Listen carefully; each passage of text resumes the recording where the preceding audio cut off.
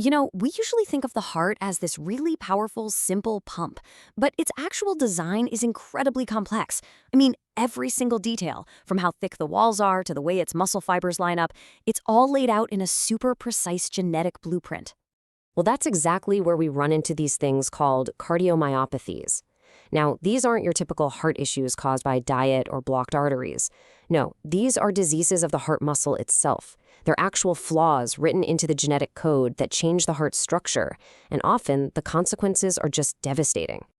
So in this explainer, we're going to take a tour of 4 of these really fascinating but dangerous conditions. We're talking about a heart that literally turns to fat, one that grows way too thick, a heart that's spongy and weak, and finally, a heart that's caught in the crossfire of a body-wide problem.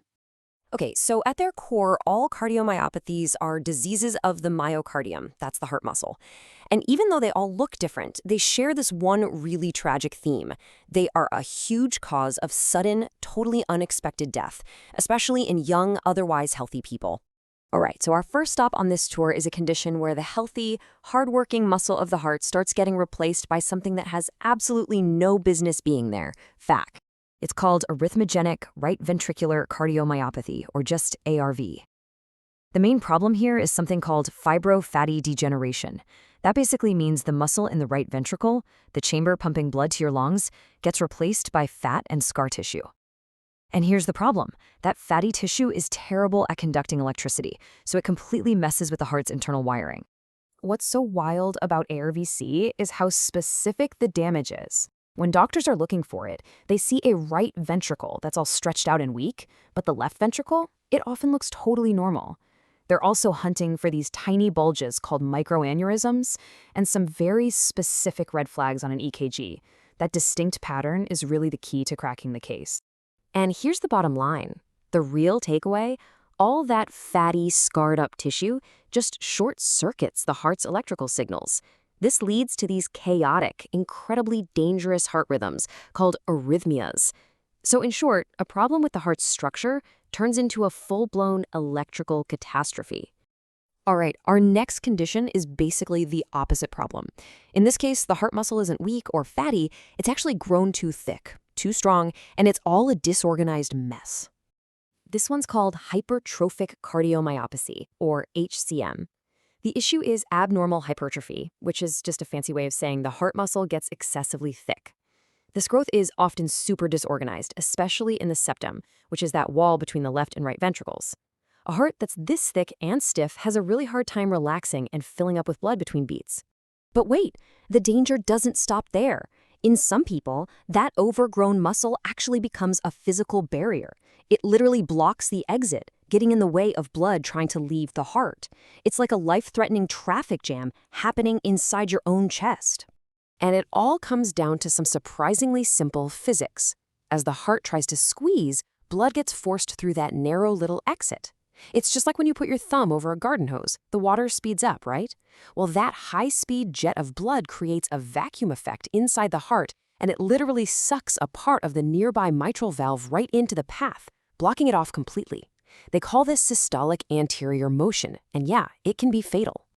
So our third case is different all over again. This one is a congenital problem, a flaw that happens during development where the heart muscle just doesn't form correctly, and it ends up looking kind of like a sponge. This is called left ventricular non-compaction. See, when a fetus is developing, the heart muscle is supposed to get all pressed together and compacted into a solid, powerful wall. In LVNC, that process just stops too early. The result is a left ventricle that's loosely packed, spongy, and full of these deep grooves. The official medical term doctors use to describe this is prominent ventricular trabeculations. Trabeculations are just the normal muscular ridges you find inside the heart. But in LVNC, those ridges are way, way too deep and create this mesh-like, spongy texture.